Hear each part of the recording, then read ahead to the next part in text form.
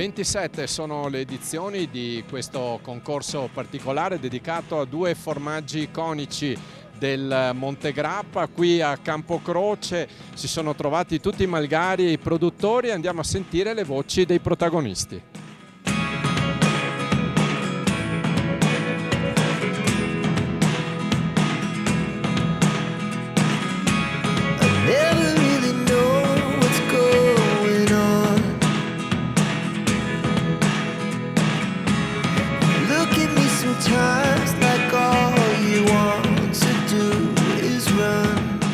Quest'anno, dopo tanti anni che non ci aiutava, il tempo ci sta sorridendo e siamo felici di questo, felici per noi ma soprattutto per i malghesi, perché lo meritano. Loro ci convivono col brutto tempo, ci convivono in questa montagna, per cui è una bella cosa se c'è il bel tempo per noi ma soprattutto per loro. Ma ho parlato anche con i colleghi friulani e anche loro mi dicono le difficoltà che hanno nelle malghe, ed effettivamente il fatto di aiutare i produttori, il fatto di dare l'idea di quello che fa un malghese, un produttore di montagna, credo sia la cosa che per noi diventa un obbligo. Siamo partiti da qua, siamo partiti dal fulcro della montagna sacra alla patria per partire con la nostra promozione e siamo ancora qua a difesa di quelle che sono le territorialità delle nostre produzioni.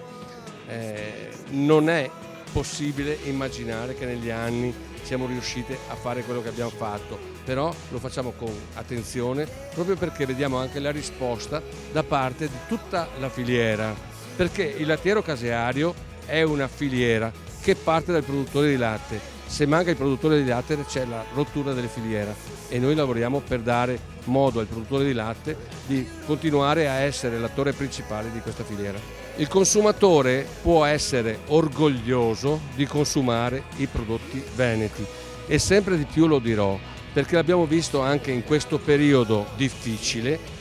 Il Veneto soffre meno degli altri perché proprio ha puntato la qualità. Il fatto che al nostro Caseus partecipano tutti i trasformatori dà l'idea che ormai è diventata una competizione. Vengo per far conoscere il mio prodotto, per dire che sono il migliore, per vincere il Caseus. Quindi è nata sta rincorsa alla qualità che ha portato a questa valorizzazione delle nostre tipicità, non solo tipicità ma anche le nostre grandi DOP.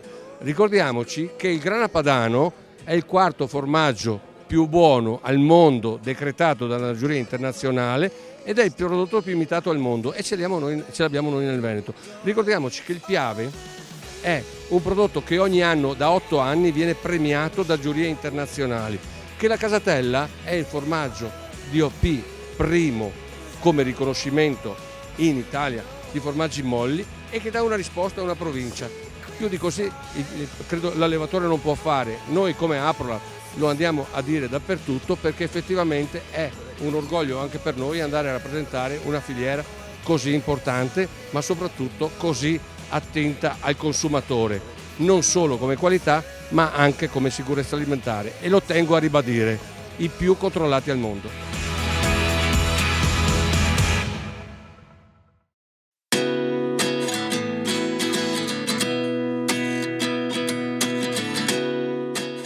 È un settore importante, è un settore che è a tutela anche di un ambiente, quello montano, che risulta essere una delle priorità della nostra banca, quella di sostenere le economie locali ma anche di sostenere chi mantiene l'ambiente, mantiene il territorio e lo mantiene bene e lo mantiene anche vivo, al di là degli aspetti bucolici che può rappresentare, diciamo così, l'alpeggio. In realtà dietro al grande lavoro delle donne e degli uomini che sono in montagna c'è anche una grande amore e una passione per la creazione di prodotti veramente unici al mondo, ma soprattutto anche per l'ambiente. E di questo noi siamo molto convinti che sostenere l'alpeggio, sostenere questi lavoratori, queste lavoratrici sia importante proprio per questo aspetto, il mantenimento del territorio, il mantenimento della montagna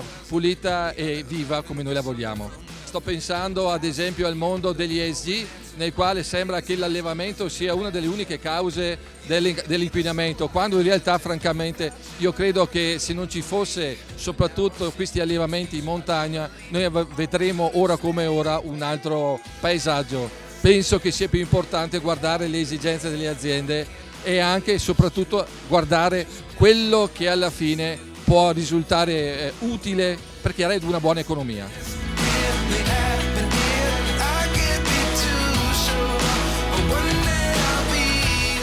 Da Roma stanno partendo messaggi molto chiari rivolti a Bruxelles. Noi vogliamo difendere la nostra agricoltura e il nostro agroalimentare, quindi no al cibo sintetico. Noi amiamo il prodotto fatto dai nostri allevatori e dai nostri agricoltori e per questo vanno aiutati, perché non sono degli inquinatori come qualcuno vuole far passare, anzi sono dei custodi dell'ambiente. Tanto è vero che abbiamo approvato una legge, io sono stata la relatrice, proprio per mandare questo messaggio: agricoltore, custode dell'ambiente. Ci sarà anche una giornata nazionale, la 2 di novembre, proprio perché dobbiamo spiegare ai cittadini che magari nemmeno ci pensano, è che se le montagne sono così belle è perché qualcuno ci vive, ci lavora e vive di quello che produce.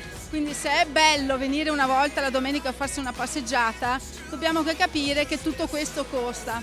E tutto questo è possibile grazie agli agricoltori che, come dicevo prima, sono custodi dell'ambiente.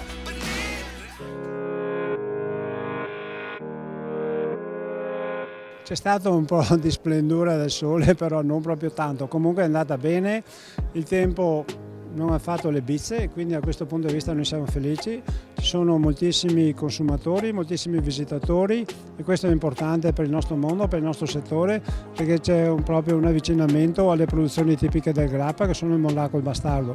Produzioni importanti per questo territorio, per le 18 maghe che ci sono in questo territorio, che ha visto la partecipazione al concorso di 25 formaggi, un bel numero come formaggi del grappa. C'è una collaborazione consolidata con l'ERSA da 3 anni a questa parte, abbiamo anche istituito un premio speciale per i produttori del Friuli, una propria classifica, anche perché partecipano sempre numerosi.